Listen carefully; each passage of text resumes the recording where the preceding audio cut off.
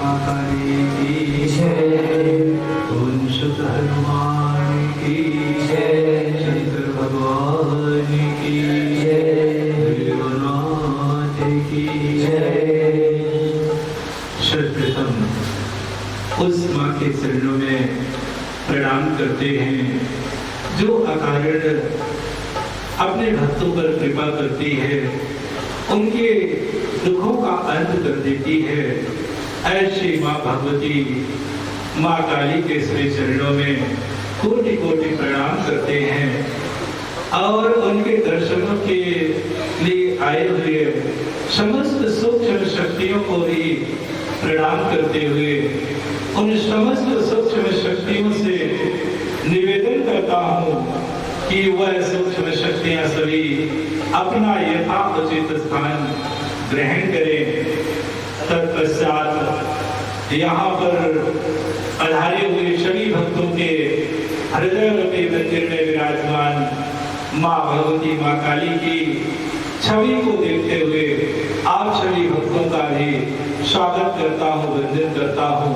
आप सभी भक्तों को बहुत बहुत दुआएं, मंगल कामनाएं आप सभी भक्तों के जीवन में सदैव सुख शांति समृद्धि सौभाग्य बना रहे, यही माँ भगवती माँ काली के चरणों में निवेदन करते हैं, प्रार्थना करते हैं।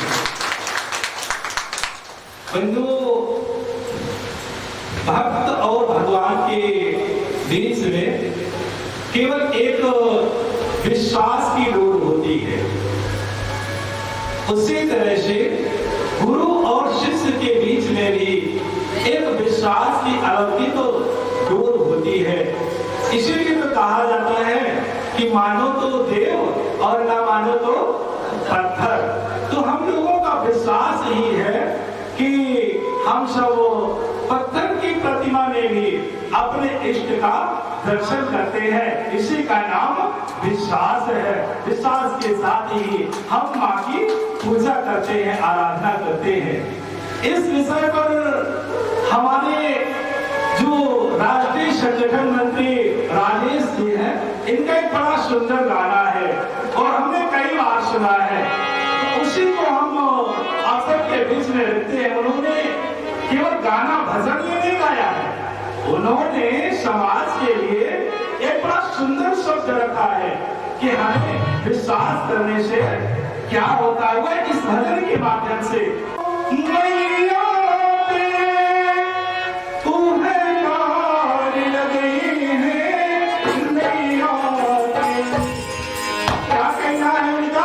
विश्वास करो, तुम माँ पर विश्वास करो, निश्चित तौर से माँ तुम्हारे जीवन रूपी नाव को पार लगा देगी। तो इसीलिए कहा गया है कि विश्वास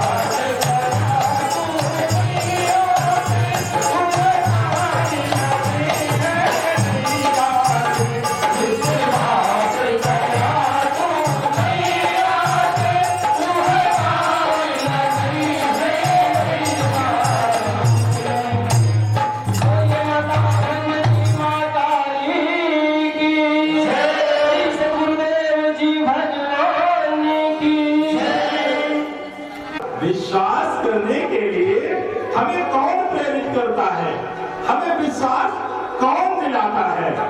तो भैया दूसरा कोई नहीं है, वह तो केवल सद्गुरु ही होते हैं जो हमें पत्थर की मूर्ति पर विश्वास करने के लिए प्रेरित करते हैं। इसलिए आज हम सब लोग ऐसे ही व्यक्ति पर चर्चा करेंगे जिसे हम लोग गुरु और सद्गुरु के नाम से जानते हैं। आज हम लोग इसी विषय पर चर्चा करेंगे। आज हम लोग इसी विषय पर चर्चा करेंगे कि जीवन में गुरु और सद्गुरु की जरूरत क्यों होती है, गुरु और सद्गुरु में अंतर क्या होता है। आज हम लोग इसी विषय पर चर्चा करेंगे, क्योंकि अभी कुछ दिन पहले 3 जुलाई को गुरु पूर्णिमा का महान पर्व था और हम सब ने उस गुरु पूर्णिमा के पर्व को बड़े उत्साह के साथ मनाया था, बड़े धूमधाम के साथ मनाए थे। इसलिए आज हम लोग इसी विषय पर चर्चा करेंगे कि जीवन में गुरु और सद्गुरु की जरूरत क्यों होती है।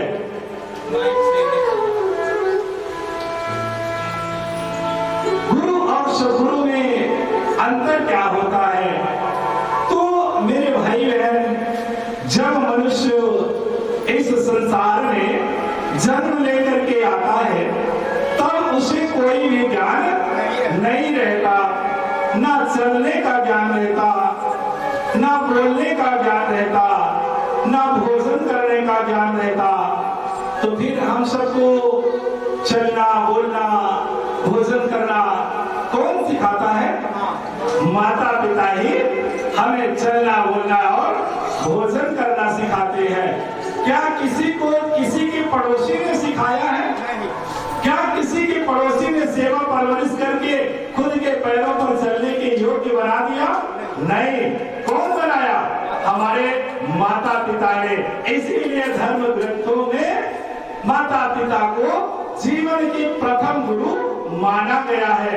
अरे हमारे महापुरुषों ने तो धर्म ग्रंथों में माँ को आदि गुरु कह दिया। क्या कह दिया? आदि गुरु कह दिया कि माँ ही जीवन की आदि गुरु होती है। क्यों कह दिया महापुरुषों ने कि माँ जीवन की आदि गुरु होती है? जानते हैं क्यों? क्योंकि मनुष्य जब इस संसार का, इस लोक का पहली बार दर्शन करता है तो वह कहाँ बैठ कर के करता है? मेरे भाई, वह कोई और जगह नहीं होती, वह तो माँ की गोद ही होती है। और माँ की गोद में ही बैठ करके हर मनुष्य इस संसार का पहली बार दर्शन करता है। और फिर आगे चल करके माँ ही रिश्तों से परिचय कराती है। माँ ही बताती है, परिचय कराती है कि ये तुम्हारे पिता है, ये तुम्हारे भाई है, ये तुम्हारे काका है, ताऊ है, नाना है, बहन है। इसलिए जीवन की आदि गुरु तो माँ ही होती है। फिर जब हम लोग खुद के पैरों पर चलने के योग्य हो जाते हैं तब हम लोग विद्या अध्ययन करने के लिए विद्यालय जाते हैं, स्कूल जाते हैं, जहां हमें शिक्षक के रूप में गुरु मिलते हैं जो हमें संसारिक ज्ञान देते हैं। जहां हमें शिक्षक के रूप में गुरु मिलते हैं और वो हमें संसारिक ज्ञान देते हैं।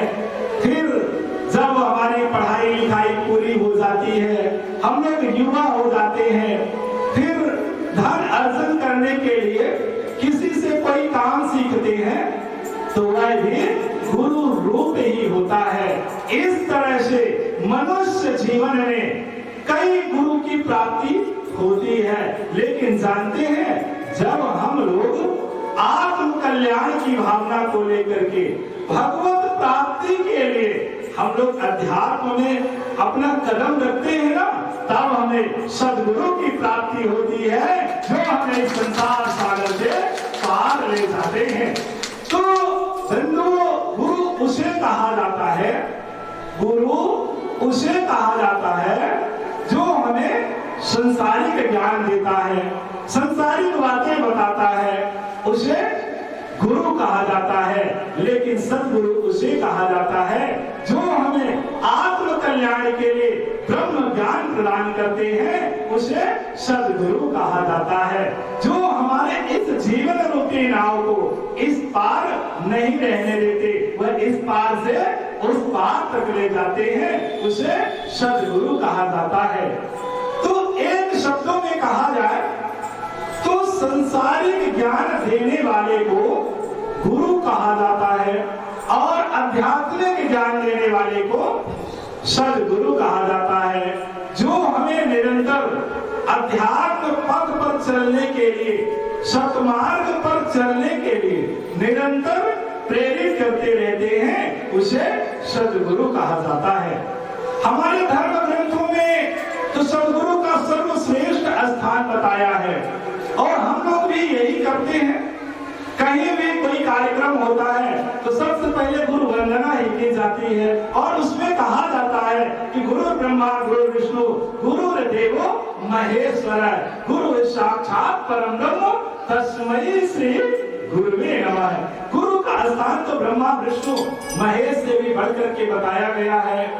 लेकिन देवी भागवत में एक प्रसंग आता है कि गुरु माता पिता से भी बढ़ करके होते हैं, गुरु माता पिता से भी बढ़ करके होते हैं। क्यों कहा गया धर्म ग्रंथों में हमारे महापुरुषों ने कि सद्गुरु तो माता पिता से बढ़ करके होते हैं? जानते हैं क्यों कहा है? महापुरुषों ने इसलिए कहा है कि जो माता पिता के द्वारा जन्म दिया जाता है ना, वह मृत्यु में बदल जाता है, लेकिन सद्गुरुदेव के द्वारा जो ब्रह्म ज्ञान रूपी जन्म दिया जाता है वह हमें अमर बना देता है, अमरता को प्राप्त करा देता है। क्यों? क्योंकि सद्गुरुदेव के द्वारा जो हमें ब्रह्म ज्ञान प्रदान किया जाता है तो हमारे अंतर्गत में ही हमारे इष्ट का, हमारे मालिक का दर्शन करा देता है। इसलिए सद्गुरु के द्वारा जो ब्रह्म ज्ञान दिया जाता है वह हमें अमर बना देता है। क्यों अमर बना देता है? ये भी बात है, एक विचारणीय प्रश्न है कि सद्गुरु के ब्रह्म ज्ञान से हम अमर कैसे हो सकते हैं? क्योंकि अनेकों लोगों के मन में यही प्रश्न उठता होगा कि आज तक इस दुनिया में कोई भी अमर नहीं हुआ, आज तक इस दुनिया में कोई भी अमर नहीं हुआ, तो सद्गुरु के ब्रह्म ज्ञान से अमर कैसे हो जाएंगे? तो सद्गुरु के ब्रह्म ज्ञान से अमर इसलिए हो जाएंगे क्योंकि उस ब्रह्म ज्ञान से हम स्वयं को जान लेते हैं, स्वयं को पहचान लेते हैं। लेकिन कैसे स्वयं को जान लेते हैं, कैसे स्वयं को पहचान लेंगे? जब हम लोग निरंतर सद्गुरु के बताए हुए रास्ते पर चलते रहेंगे, उनकी हर एक आज्ञा का पालन करेंगे, तभी हम लोग स्वयं को जान पाएंगे और इस संसार सागर से पार हो जाएंगे। बिना सद्गुरु की कृपा के भैया इस संसार से कोई भी पार नहीं हो सकता। इस संसार में पार होने के लिए तो सद्गुरु ही केवल एक आधार होते हैं जो इस जीवन रूपी नाव को संसार सागर से पार ले जाते हैं। अनेकों महापुरुषों ने यही कहा है, अनेकों महापुरुषों ने यही कहा है कि बिना गुरु के कोई भी संसार सागर से पार नहीं जा सकता। गोस्वामी तुलसीदास जी ने रामचरितमानस में भी यही कहा है। क्या कहा है कि गुरु बिन भवनिधि तरे न कोई, जो बिरंच शंकर सम होई। भले ही व्यक्ति ब्रह्मा विष्णु और महेश के समान ज्ञानी क्यों ना हो जाए, फिर भी वह संसार सागर से पार नहीं जा सकता। यह उसी प्रकार है जिस तरह से नदी में नाव तो है परंतु उस उस नाव में केवट नहीं है, उस नाव में मल्लाह नहीं है, तो क्या वह नाव कभी घाट तक जा सकती है, कभी किनारे तक जा सकती है? नहीं जा सकती ना। तो भैया उसी तरह से इस शरीर रूपी नाव में, इस जीवन रूपी नाव में अगर सतगुरु रूपी केवट नहीं है, सतगुरु रूपी मल्लाह नहीं है, तो यह जीवन रूपी नाव कभी संसार सागर से पार नहीं हो सकती। इसीलिए जीवन में सतगुरु की परम आवश्यकता होती है, जो हमारे इस जीवन रूपी नाव को खे करके चला करके उस परमात्मा परम सत्ता के धाम तक ले जाते हैं, जहां से पुनर्जन्म नहीं होता। तो यह तो सतगुरु की कृपा ही है कि यह जीवात्मा संसार सागर से पार हो जाती है। सतगुरु ही जीवात्मा को संसार से पार लगा देते हैं। तो आइए हम लोग भी इस भजन के माध्यम से यही कहना चाहते हैं, अपने अपने सतगुरुदेव से निवेदन करना चाहते हैं कि हमारे इस जीवन रूपी नाव को संसार सागर से पार लगा दीजिएगा। तो ऐसे भाव को मेरी नैया ओ मेरे गुरुदेवा पार करो मेरी नैया को,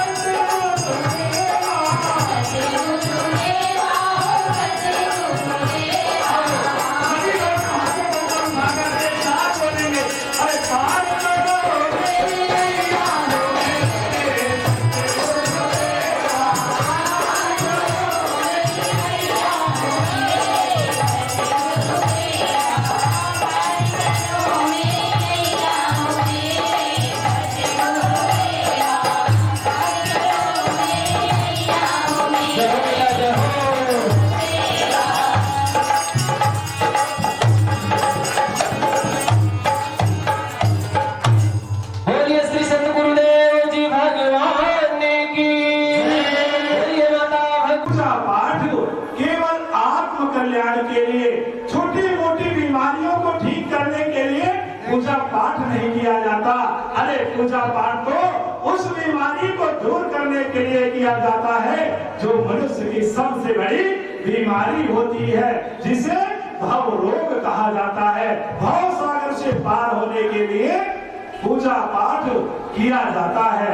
अगर इस तरह से लोगों को बताना शुरू करें तो निश्चित तौर से उन लोगों के भी समझ में आ सकता है, लेकिन इन बातों को तो हम लोगों ने सुना ही नहीं, इन बातों को हम लोगों ने जाना ही नहीं, इसलिए हमारे मन में शंकाएं होने लगती है, दुविधाएं होने लगती है और हमें लगता है कि बात तो सही कह रहा है, बात तो सही कह रहा है कि हम लोग इतना पूजा पाठ करते हैं फिर भी समस्याएं हमारे साथ चलती ही रहती हैं। और एक बड़े मजे की बात बता रहा हूं, थोड़ा सही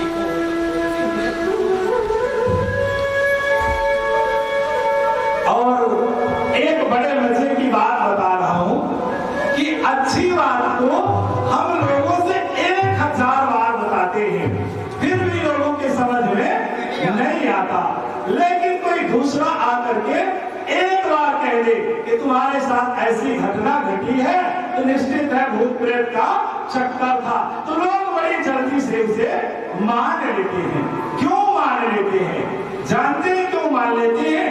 क्योंकि ये मन जो है नेगेटिव बातों को बड़ा जल्दी एक्सेप्ट कर लेता है। जैसे जब हवाएं चलती है ना, आंधियां चलती हैं, तो कूड़ा करकट जो कचरा होता है तो किनारे में जाकर के इकट्ठा हो जाता है। उसी तरह से जब कुविचारों की आंधियां चलती है तो इस खोपड़ी के अंदर जो मन बैठा है ना, वो नकारात्मक रूपी कूड़ा करकट को इकट्ठा कर लेता है और उसी के आधार पर हम लोगों का जीवन होने लगता है, हम लोग जीवन जीने लगता है। लेकिन बंधुओं जानते हैं, जो लोग नेगेटिव बातों को एक्सेप्ट करके उसी के आधार पर जीवन जीने लगते हैं ना, वही लोग नाना प्रकार की योनियों में जन्म लेते हैं। कीड़े मकोड़े कीट पतंगे नाना प्रकार की योनियों में वही लोग जन्म लेते हैं और नाना प्रकार से दुखों को सहन करते रहते हैं। लेकिन जो व्यक्ति सतगुरु के वचनों पर विश्वास करके सतमार्ग पर चलता रहता है, वही संसार सागर से पार हो जाता है। क्योंकि सतगुरु आते ही है संसार सागर से पार ले जाने के लिए। किसके लिए आते हैं सतगुरु? संसार सागर से पार ले जाने के लिए ही आते हैं। लेकिन बड़े विडंबना है कि आज हम उन लोगों को, अपने सतगुरु को या महापुरुषों को बुखार ठीक करने के लिए कहते हैं, जुकाम ठीक करने के लिए कहते हैं, खांसी ठीक करने के लिए कहते हैं। भैया ये उचित नहीं है। सतगुरु खांसी जुकाम बुखार को ठीक करने के लिए इस संसार में नहीं आते हैं। सतगुरु हमें मृत्यु से रोकने के लिए नहीं आते हैं। तब फिर किस लिए आते हैं सतगुरु इस संसार में? फिर सतगुरु इस संसार में किस लिए आते हैं? तो भैया सतगुरु खांसी जुकाम बुखार को ठीक करने नहीं आते हैं, मृत्यु को रोकने के लिए नहीं आते हैं। अरे सतगुरु तो आते हैं हमें उस राह को बताने के लिए, उस रास्ते को दिखाने के लिए आते हैं, जो रास्ता सीधा परमात्मा परम सत्ता के धाम तक जाता है। ऐसे ब्रह्म ज्ञान को प्रदान करने के लिए सतगुरु इस धरती पर आते हैं। जिस ब्रह्म ज्ञान को लेकर के निरंतर जाप करते हुए हम अपने अंतर घट में अपने परमात्मा का दर्शन कर लेते हैं, इसलिए सतगुरु इस धरती पर आते हैं। जुकाम बुखार खांसी को ठीक करने के लिए नहीं आते हैं। यह तो अपने आप ठीक हो जाता है। जैसे आग को आप सब जला दीजिए, प्रज्वलित कर दीजिए, तो उसके पास कोई नहीं आएगा। फिर उसमें भी आपको ताप लेने की जरूरत नहीं पड़ेगी। आप आग के पास बैठ जाइए तो भैया गर्मी अपने आप लगने लगती है। उसी तरह से जब सतगुरु का सानिध्य मिल जाता है तो ये हमारे अंदर एक अलौकिक ऊर्जा का संसार अपने आप होने लगता है, जिससे सारी बीमारियां अपने आप मिट जाती हैं, दूर हो जाती हैं और हम संसार सागर से पार हो जाते हैं। तो बंधुओं सतगुरु को केवल संसार सागर से पार ले जाने के लिए ही इस धरती पर आते हैं। सतगुरु बोलिए माता भगवती माँ काली की जय, सतगुरुदेव जी भगवान की जय। सतगुरु हमें धर्मवान, धैर्यवान और कर्मवान बनाने के लिए आते हैं। क्योंकि कर्म करके सत्कर्म करके हम अपने दुर्भाग्य के दिनों को भी सौभाग्य में बदल सकते हैं। ऐसे कर्म करके सत्कर्म करके हम अपने दुर्भाग्य के दिनों को भी सौभाग्य में बदल सकते हैं। लेकिन आज थोड़ी सी समस्याएं आती हैं तो हमारा मन विचलित हो जाता है, थोड़ा सा दुख आता है तो हमारा मन डगमगाने लगता है, दूसरे दिशा में चलने लगता है। अरे ये जो दुख है ना, दुख है जो, तो ये सतमार्ग की रोड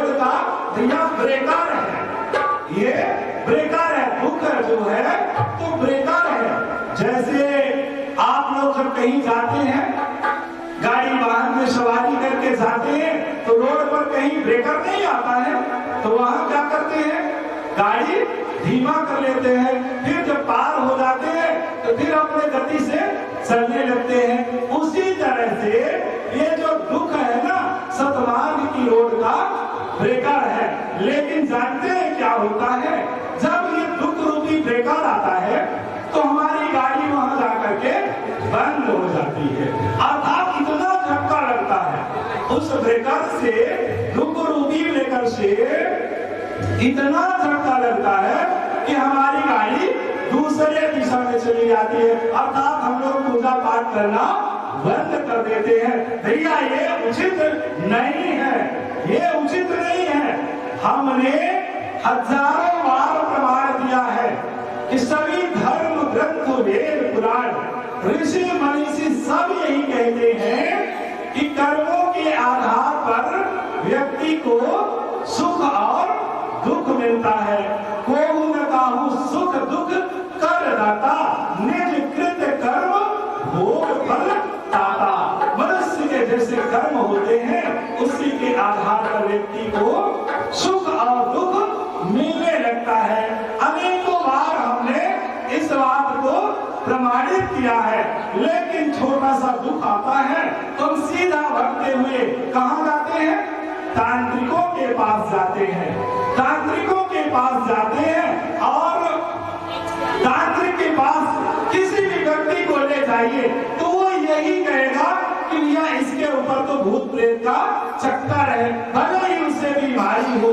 तुम तांत्रिकों के पास जाते हैं, मैं ये नहीं कह रहा कि आप लोग ना जाइए, खूब जाइए, लेकिन एक बात कहना चाहता हूँ कि जब तांत्रिक आपको वहां पर बैठे हुए आपके घर में बता देता है कि वो भूत प्रेत का चक्कर है जिसके कारण तुम लोग परेशान हो, तो उससे सिर्फ इतना कहना कि भैया तुम यहाँ बैठ करके हमारे घर की बातों को देख रहे हो, जान सकते हो, तो तुम बता दो कि हमारे जेब में क्या है, या हमारे एटीएम का पिन क्या है, या हमारे मोबाइल का पासवर्ड क्या है, या हमारे मुट्ठी में क्या है, इतना बता दीजिए तो हम मान लेंगे कि वास्तव में तुम्हें जानकारियां होती है। मेरे भाई, दुनिया का अगर कोई भी तांत्रिक इतना बता देगा तो आप सीधा मेरे पास चले आइएगा, मुझे बताइएगा और मैं भी आपके साथ चलूंगा और आजीवन उसकी रास्ता स्वीकार कर लूंगा। लेकिन इतना नहीं कर पाता तो उससे इतना जरूर कहना पड़ेगा कि भैया तुम समाज को गुमराह करना बंद कर दो, समाज को गुमराह मत करो। मैंने तो हजारों बार प्रमाणित किया है, हजारों बार हमने यहाँ आप लोगों के सामने प्रमाण दिया है। चाहे दूर की बात हो बताने के लिए, किसी के बारे में बताने के लिए हो, अथवा किसी के मोबाइल का पासवर्ड हो, हमने हजारों बार प्रमाण दिया है। लेकिन आज आप सबसे फिर वादा करता हूँ, इस 13 तारीख के पावन वेला पर श्रावण मास में फिर वादा करता हूँ कि जिस दिन दुनिया का कोई भी तांत्रिक मांत्रिक इतना बता देगा तो मुझे बताना, मैं भी उसकी शिष्यता ग्रहण कर लूंगा। लेकिन कोई बता नहीं पाता तो बस निवेदन करना चाहता हूँ कि किसी के कहने पर भटक मत जाना, सतमार्ग पर चलते रहना, निश्चित ही माँ की कृपा होगी और आप सबके अंदर एक अलौकिक शक्ति का संचार होगा और आप सब इस संसार सागर से पार हो जाएंगे, अपने लक्ष्य को प्राप्त कर लेंगे। तो किसी के कहने में भटकने की जरूरत नहीं है, हमें सतमार्ग पर चलते रहना चाहिए। तो इसीलिए तो कहा गया